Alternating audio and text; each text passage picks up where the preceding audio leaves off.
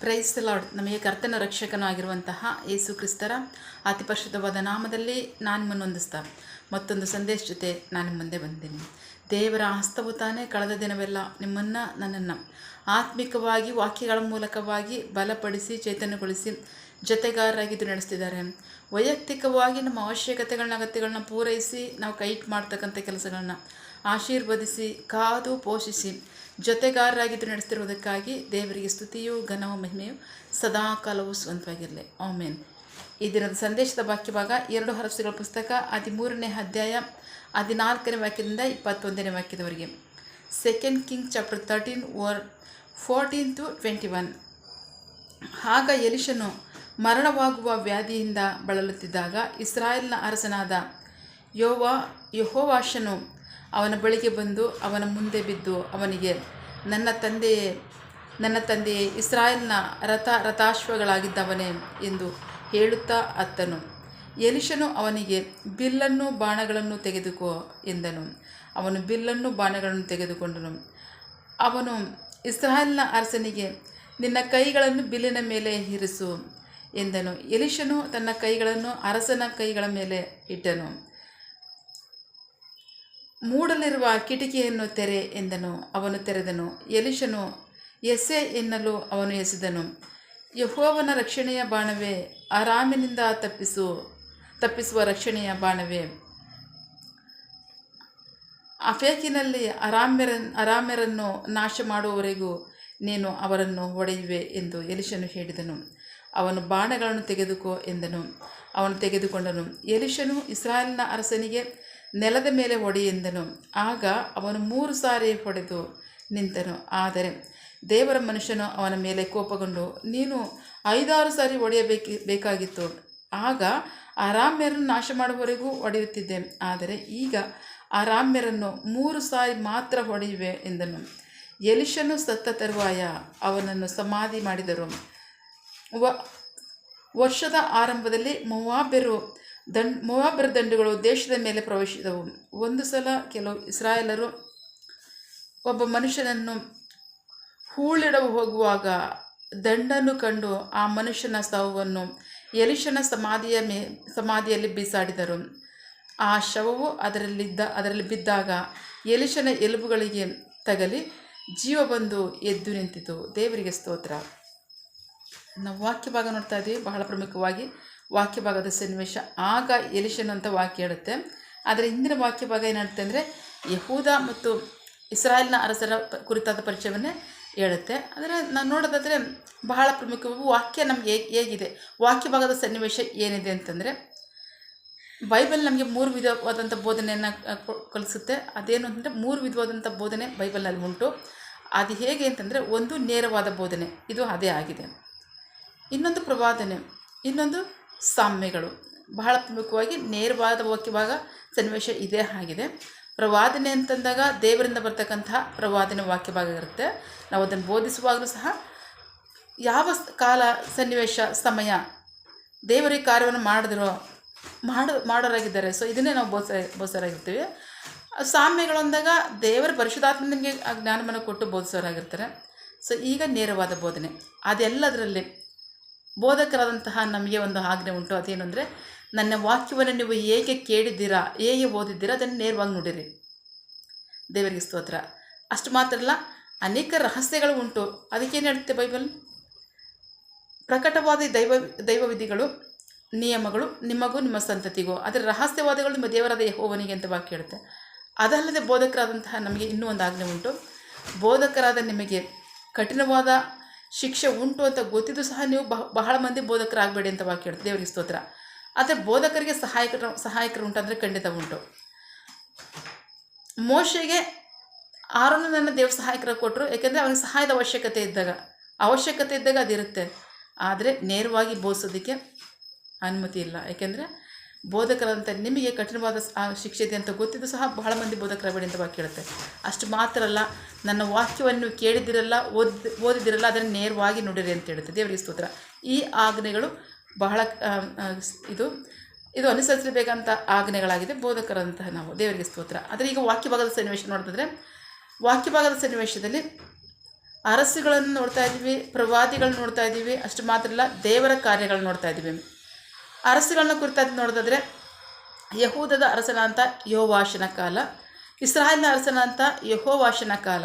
ಈ ಕಾಲದಲ್ಲಿ ಬಹಳ ಸಮಸ್ಯೆಯಾಗಿ ಇಸ್ರಾಯೇಲರಿಗೆ ಬಹಳ ದೊಡ್ಡತನವಾಗಿದ್ದವರು ಅರಾಮ್ಯರು. ನಾವು ನೋಡ್ತಾ ಇದ್ದೀವಿ ಎಲಿಷ ಪ್ರವಾದಿ ಕಾಲದಲ್ಲಿ ಅರಾಮ್ಯರು ಎಷ್ಟು ದೊಡ್ಡತನವಾಗಿದ್ದರು ಇಸ್ರಾಯೇಲರಿಗೆ ಅಂತ. ಆದರೆ ಪ್ರವಾದಿ ಎಲಿಷನ ಮುಂದೆ ಎಲ್ಲವೂ ಸಹ ಬಯಲಾಗ್ತಿತ್ತು. ಯಾಕೆಂದರೆ ಅಷ್ಟು ದೊಡ್ಡದಾಗಿ ಪ್ರವಾದಿಯನ್ನು ದೇವರು ಉಪಯೋಗಿಸ್ತಾ ಇದ್ದರು. ಆದರೆ ಪ್ರವಾದಿಯನ್ನು ಉಪಯೋಗಿಸ್ತಿದ್ರು ಅನ್ನೋದಕ್ಕಿಂತ ಈಗ ಅರಸನಿಗೆ ದೊಡ್ಡತನವಾಗ್ತಾ ಇದೆ. ಅದೇನು ಅಂತಂದರೆ, ಪ್ರವಾದಿ ಅಂತ ಎಲಿಷನಿಗೆ ಸಾಯುವಂಥ ಕಾಯಿಲೆ ಬಂದಿದೆ ಅಂತ ವಾಕ್ಯ ಹೇಳುತ್ತೆ. ಈ ವಾಕ್ಯ ಭಾಗ ನಮಗೆ 3 ಕಾರ್ಯವನ್ನು ಬೋಧಿಸುತ್ತೆ. ಒಂದು, ಅರಸುಗಳು ಅನ್ನೋದಾದ್ಮೇಲೆ ಯುದ್ಧಗಳು ಸರ್ವಸಾಮಾನ್ಯ. ಆ ಕಾಲದಲ್ಲಿ ಬಹಳ ಸರ್ವಸಾಮಾನ್ಯವಾಗಿತ್ತು. ಈಗಿಗಿಂತ ಅದೊಂದು. ಪ್ರವಾದಿಗಳನ್ನ ವಿಷಯ ತೆಗೆದುಕೊಳ್ಳೋದಾದರೆ ಮೂರು ಸನ್ನಿವೇಶದಲ್ಲಿ ಮಹಾಪ್ರವಾದಿಗಳಂತ ಎಲಿಷರು ದೇವರಿಗೆ ನಂಬಿಗಸ್ತರು. ಅಷ್ಟು ಮಾತ್ರ ಅಲ್ಲ, ದೇವರು ಅವರನ್ನು ಶಕ್ತವಾಗಿ ಉಪಯೋಗಿಸಿದ್ದಾರೆ. ದೇವರ ಕಾರ್ಯವನ್ನು ನೋಡೋದಾದರೆ ದೇವರಿಗೆ ತನ್ನ ಜನರೇ ಮುಖ್ಯ.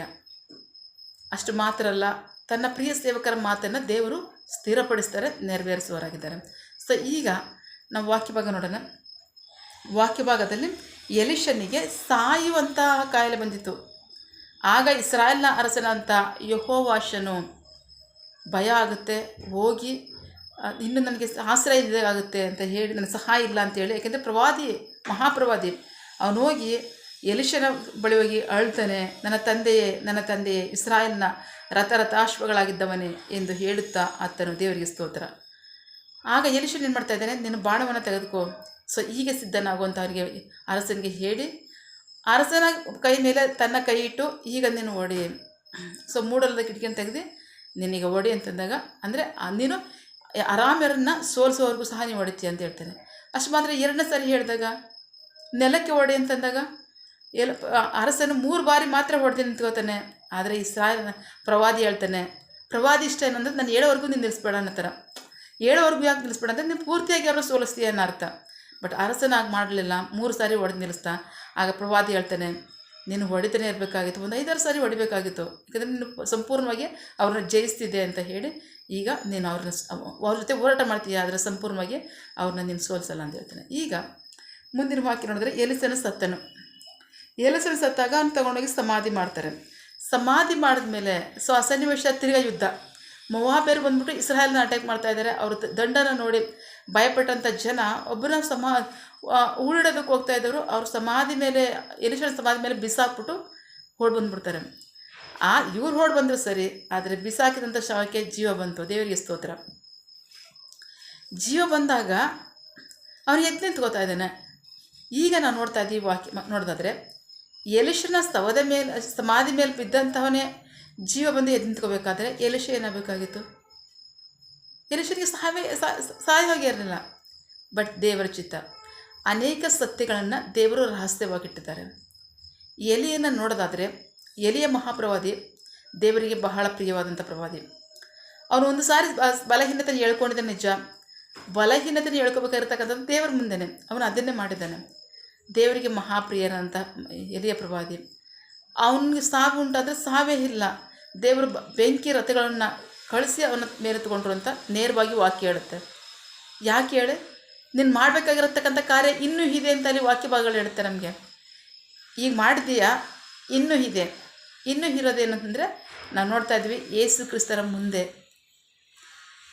ಯೋಹಾನನಾಗಿ ಎಲಿಯ ಪ್ರವಾದಿಯ ಆತ್ಮವುಳ್ಳನಾಗಿ ಬಂದವನು ಕರ್ತನ ಮಾರ್ಗವನ್ನು ಸಿದ್ಧ ಮಾಡಿ ಆತನ ಮಾರ್ಗವನ್ನು ನೆಟ್ಟಿಗೆ ಮಾಡ್ತಾನೆ. ದೇವರಿಗೆ ಸ್ತೋತ್ರ. ಈ ಪ್ರವಾದನೆ ಎಲಿಯನ ಮೂಲಕವಾಗಿ ನೆರವೇರುತ್ತೆ. ಸೊ ಹಾಗಾಗಿ ಅವನಿಗೆ ಆಗ ಸಾವಿಲ್ಲ. ಬಟ್ ಎಲಿಷನ ಕೆಲಸ ಮುಗಿತು. ದೇವರು ನೇಮಿಸಿದ ಕಾರ್ಯ ಮುಗಿಸಿದ್ದಾರೆ. ದೇವರು ಅವನಿಗೆ ಮಾನವರಿಗೆ ಕೊಡ್ತಕ್ಕಂಥ ಸಹಜವಾಗಿ ಅವನಿಗೆ ಸಾವು ಕೊಟ್ಟಿದ್ದಾರೆ. ಸೊ ಅದರ ಸಮಾಧಿ ವಿಷಯ ನೋಡೋದಾದರೆ, ಎಲಿಷನ ಸಮಾಧಿ ಮೇಲೆ ಬಿದ್ದಂಥ ಒಂದು ಶವ ಎದ್ದು ನಿಂತ್ಕೋತು. ಇದು ಹೇಗೆ ಅಂತಂದ್ರೆ, ದೇವರ ಚಿತ್ತ. ದೇವರು ತನ್ನ ಇಷ್ಟಾನುಸಾರ ಮಾಡ್ತಾರೆ, ಸರ್ವಾಧಿಕಾರ ಉಳ್ಳವರಾಗಿದ್ದಾರೆ. ಅಷ್ಟು ಮಾತ್ರ ಕೆಲವು ಕಾರ್ಯಗಳನ್ನ ರಹಸ್ಯವಾಗಿಟ್ಟಿದ್ದಾರೆ.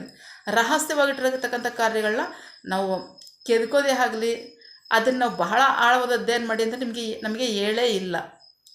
ಪ್ರಕಟವಾದ ಈ ದೈವ ನಿಯಮಗಳೆಲ್ಲ ನಿಮಗೂ ನಿಮ್ಮ ಸಂತತಿಗೂ ಸ್ವಂತವಾದ್ದು, ಆದರೆ ರಹಸ್ಯವಾದದ್ದು ನಿಮ್ಮ ದೇವರಾದ ಯೆಹೋವನಿಗೆ ಸಂಬಂಧಪಟ್ಟಿದ್ದು ಅಂತ ವಾಕ್ಯ ಹೇಳುತ್ತೆ.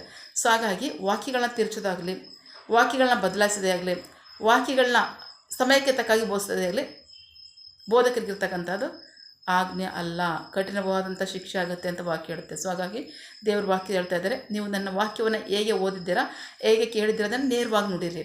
ದೇವರಿಗೆ ಸ್ತೋತ್ರ. ಇದು ನಮ್ಮೆಲ್ಲರಿಗೂ ಇರ್ತಕ್ಕಂಥ ಆಜ್ಞೆ. ಈಗ ದೇವರ ಕಾರ್ಯ ನೋಡ್ತಾ ಇದ್ರೆ ಈ ವಾಕ್ಯ ಭಾಗದಲ್ಲಿ ಮುಂದಿನ ವಾಕ್ಯ ನೋಡೋದಾದರೆ, ಆ ನಂತರ ಅರಾಮ್ಯರು ಬಂದರು, ಇಸ್ರಾಯೇಲರ ಮೇಲೆ ಬಂದ್ಬಿಟ್ಟು ಏನು ಮಾಡ್ತಾ ಇದ್ದಾರೆ, ಕೆಲವು ಪ್ರಾಂತ್ಯಗಳನ್ನ ವಶಪಡಿಸ್ಕೊತಾ ಇದ್ದಾರೆ.